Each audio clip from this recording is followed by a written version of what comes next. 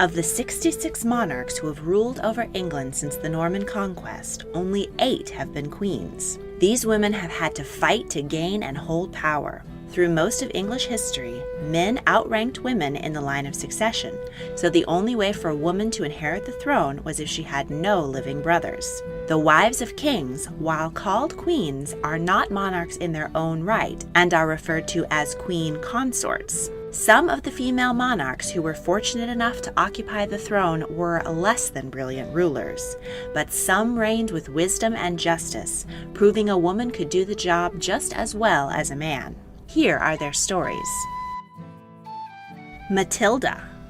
As a princess, Matilda was seen as a marriage pawn. At the age of 8, she was sent to Germany to live at the court of her betrothed, the Holy Roman Emperor. At 11, she married the 27-year-old Emperor Henry V. As empress, she was very successful and popular, frequently serving as regent while her husband was away at war. Henry died of cancer 11 years later, and the 22-year-old empress had an unclear future. As she and the emperor hadn't had any children, she had no right to remain at the German court. She could either become a nun or remarry. She chose the latter and accepted a proposal from Geoffrey V, Count of Anjou. Back in England, Matilda had a younger brother, William, who was expected to be king. At 17, he held a raucous party on board the White Ship. The passengers and crew were all drunk and the ship crashed into the rocks. Everyone on board drowned. Their cries could be heard on land all night, but no one could save them in the dark. This left Matilda the only living child of King Henry I of England. The king tried to make his nobles swear loyalty to his daughter, but they were reluctant as they didn't believe a woman could rule. When the king died, Matilda was in Anjou, and before she could make it back home, her cousin, Stephen of Blois, seized the throne. He had the support of some of the barons who recognized that he was weak and would do nothing to stop them doing as they pleased. Matilda gathered support to press her claim, and England was divided between the two. Stephen's followers turned against him when he confiscated lands and emptied the treasury in an attempt to bolster support. Matilda's army captured Stephen, and Matilda was crowned as the first Queen of England in her own right. However, she was used to politics in Germany, where the emperor's every word was law. But in England, things were different. When the barons of England demanded that she swear a coronation oath limiting her power and giving power to them, she was baffled and refused.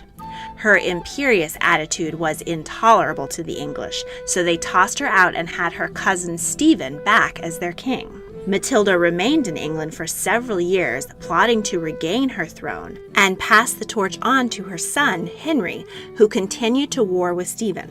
When Stephen's own son Eustace died suddenly, Stephen made Henry his adopted son and heir, and died shortly thereafter, making Matilda the mother of a new dynasty that would dominate England in the Middle Ages, the House of Plantagenet. Jane.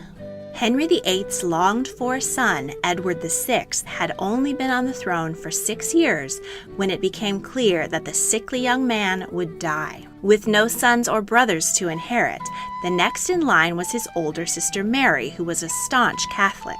Edward was just as fervently Protestant and balked at the thought of his sister returning England to the Vatican. So he devised to skip both his sisters on the grounds of illegitimacy and make his cousin queen instead.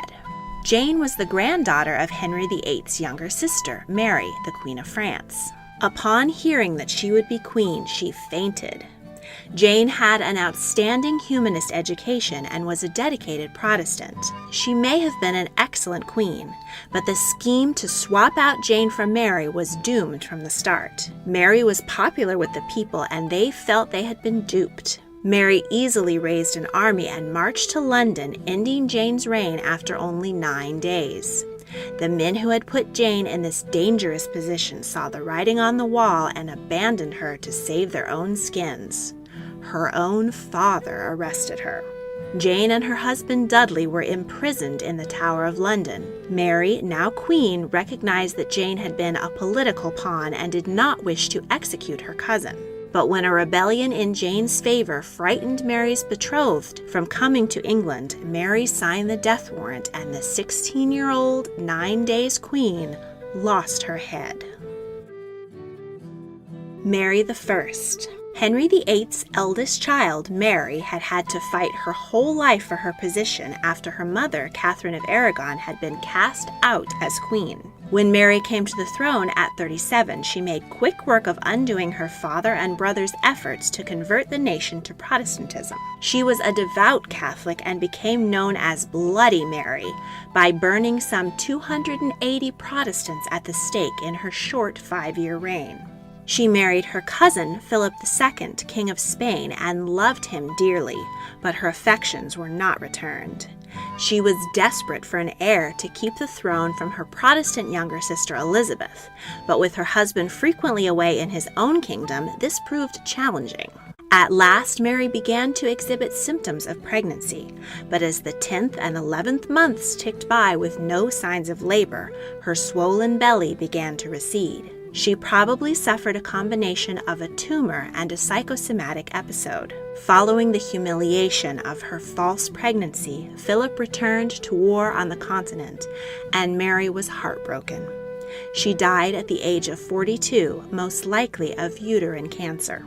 Elizabeth I, the daughter of Henry VIII and his second wife, Anne Boleyn, had spent her half-sister Mary's reign desperately avoiding any association with plots against the Queen. Even so, Mary was always deeply suspicious of her Protestant younger sister and had her in and out of imprisonment and always close to the chopping block. When Mary died, Elizabeth was declared queen at the age of 25. She was incredibly intelligent, an outstanding leader, and is considered one of the greatest monarchs in English history. She was more politically moderate than her father and siblings had been and promoted religious tolerance. In response, the Pope declared that any Catholic who killed the English queen would be innocent of sin. The many assassination attempts that ensued were all foiled by her secret service.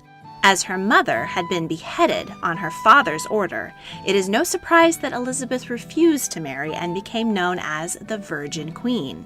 She did, however, have many favorites throughout her life. She was particularly close to Robert Dudley, whose wife died in a fall down the stairs that may have been orchestrated by Dudley to free him up in case the Queen proposed marriage. She didn't, however, and rebuffed her many foreign suitors as well, including her sister's widower, Philip II of Spain, who, in his disappointment, brought the Spanish Armada to overthrow Elizabeth. Against great odds, she led the country to one of the greatest military victories in its history and defeated Philip's fleet. Elizabeth dressed fabulously and wore elaborate red wigs and fine, poisonous lead makeup. She was idealized in art and encouraged her people to worship her as a demigod. During her reign, the wool trade flourished and the English became wealthier than ever. She was loved by most, but still had one enemy. Her cousin, Mary Queen of Scots, was the center of many Catholic plots to overthrow Elizabeth. Mary was not the queen Elizabeth was. She had married a foolish and violent man, Henry Darnley, who in a jealous rage murdered Mary's friend and secretary in front of her while Mary was pregnant. Another Scottish lord, James Bothwell, orchestrated Darnley's death by blowing up his bedroom. Mary then married Bothwell, and everyone suspected that she'd been involved in her first husband's murder. She was forced to flee to England, where she was immediately arrested. Elizabeth put off executing Mary for years. She had a horror of killing her cousin and a fellow monarch. But when Mary was found to have participated in a plot to have Elizabeth assassinated, Elizabeth signed the death warrant and Mary lost her head. Queen Elizabeth's 44-year reign was known as the Elizabethan era and was a time of stability and prosperity. It was a period of flourishing arts, led by the likes of Shakespeare, who wrote such timeless plays as Romeo and Juliet, Hamlet, and Macbeth. Exploration and colonization of the Americas was led by the legally sanctioned pirate Francis Drake, and by Walter Raleigh, who named Virginia after his beloved queen. Elizabeth died at 67, ending a golden era in England. Mary II. After a century of squabble over the throne between Protestants and Catholics, the Protestant majority was saddled with a dreaded Catholic king, James II. Parliament wouldn't stand for it, so they invited the Protestant William and Mary to peacefully invade the country and depose James. William was the Prince of Orange and ruled the Dutch. His wife and cousin, Mary, as the daughter of the deposed King James II, had a better claim on the throne, but she insisted that her husband be her co-ruler. This suited William fine, as he was not a man to play second fiddle to his wife. Because they were ruling at Parliament's invitation, Parliament finally got to call the shots. No standing army, no raising taxes, no going to war without Parliament's permission, and Parliament got to decide who was monarch. It was called the Glorious Revolution because royal power was redefined, free of bloodshed. King James made a bid to regain the crown from his daughter and son-in-law by raising Catholic troops in Ireland, but his forces were defeated at the Battle of the Boyne. William was more interested in his lands in the Netherlands and spent much of his time there, so Mary did most of the ruling in England. She promoted religious tolerance but otherwise understood her new royal position and stayed out of politics, primarily functioning as a ceremonial figurehead. 5 years into their joint reign, Mary died of smallpox at the age of 32. William deeply mourned his wife's passing, but the pair hadn't had any children, possibly because William favored the company of young men. The couple's heir was Mary's younger sister, Queen Anne. Anne. Like her sister, Anne was married to a Protestant prince, George of Denmark. He was an indolent alcoholic, and she had no interest in sharing power with him. Anne was the first married queen to rule on her own. She reveled in the ceremony and majesty of monarchy. In 1707, Parliament passed the Acts of Union, which finally made England and Scotland a single sovereign state called Great Britain. All monarchs from this point on would be known as British rather than English. A combination of the two countries' flags, called the Union Jack, became widely used. As several kings before her had male favorites, Anne had female favorites. The most significant was Sarah Churchill, ancestor of the World War II Prime Minister Winston Churchill. Sarah's husband was a top military commander, and Sarah's close relationship with the Queen made her the second most powerful woman in the country. Sarah was beautiful and charming, while Anne was plain, sickly, and shy. Sarah often used her influence to her advantage and wasn't afraid to disagree with the Queen. The couple were politically opposed. Sarah supported the progressive Whigs and Queen Anne the religious and conservative Tories. Anne grew tired of Sarah's political lectures and attempts to influence policy, particularly in prolonging the war on the continent led by Sarah's husband. Eventually, Anne transferred her affections to another lady-in-waiting, Abigail Marsham, who was young and demure, quite the opposite of Sarah. In the midst of this new relationship, Anne banished her first love from court. Queen Anne must have spent some time with her husband because she had 17 pregnancies. Tragically, most ended in miscarriage or stillbirth.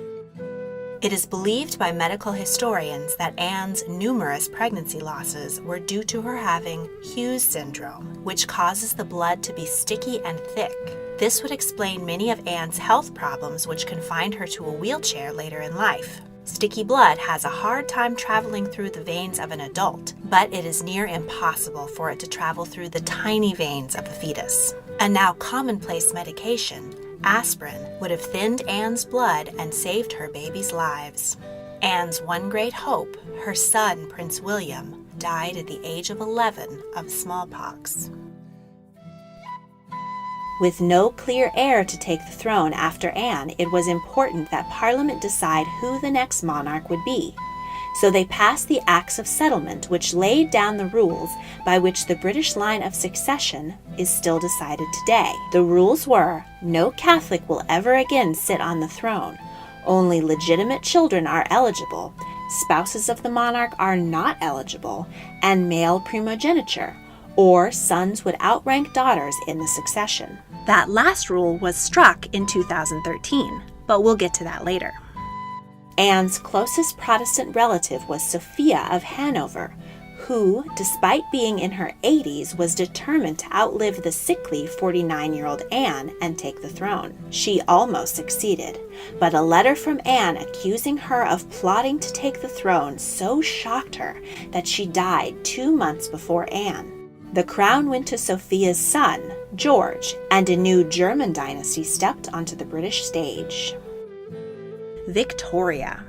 Victoria was the only living child of her generation and was incredibly precious to the royal family. Her father died when she was a year old. She was raised by her controlling mother, who saw her only child as a meal ticket.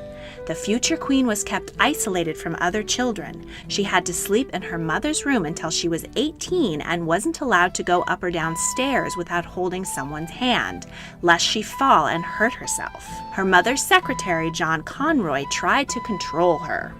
He bullied Victoria to sign papers guaranteeing himself power when she came to the throne, but teenage Victoria was strong-willed and refused. Her uncle, King William IV, managed to live just past her 18th birthday so that she could take the throne without her mother pushing in as regent. Once Victoria was queen, she sent her mother away and basked in her newfound freedom.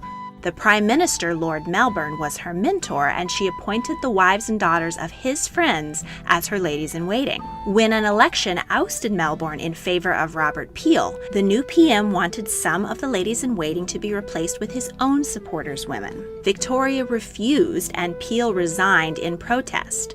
This was a big no-no. Monarchs were no longer allowed to take sides in politics, and those who did sometimes lost their head. The French Revolution was still in living memory after all. Victoria fell in love with her handsome German cousin, Albert of Saxe-Coburg and Gotha. The queen had to propose to him, as it would have been improper for a man to ask for a monarch's hand in marriage. At the wedding, she began the tradition of brides wearing white. Before this, women wore their best dress, whatever the color. Albert also introduced the Christmas tree, a German tradition, to Britain. Victoria was quite pleased with Albert in the bedroom as well, and the couple had 9 children. But what should Albert be called?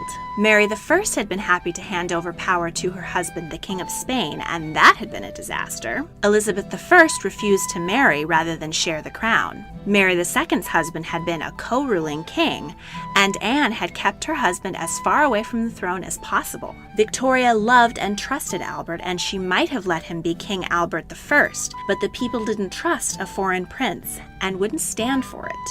It was decided that Albert would be named Prince Consort, the title held by the current queen's husband, Prince Philip. Not able to be king, Albert needed something to do. He had a good head for finance and did an excellent job reforming the royal pocketbook. He discovered numerous insufficiencies in the way the palace was run and dozens of people on staff who were paid for doing unnecessary jobs, such as setting a banquet table every night for King George, who had long been dead. Albert got Victoria in the black and secured the wealth of future generations of British royals. He also put his talents into arranging the Great Exhibition, which showcased new inventions such as the telegraph and photography, as well as cultural displays from around the world. The exhibition was held in the Crystal Palace, specially built for the occasion. Albert threw himself into everything he did, so much so that he wore himself down, and after an argument with their eldest son, Albert contracted typhoid fever and died at the age of 42. Victoria was heartbroken and spent the rest of her life in mourning, popularizing many mourning practices including wearing black. She spent much of her time at Balmoral Castle in Scotland, where her closeness to a servant named John Brown earned her the nickname Mrs. Brown.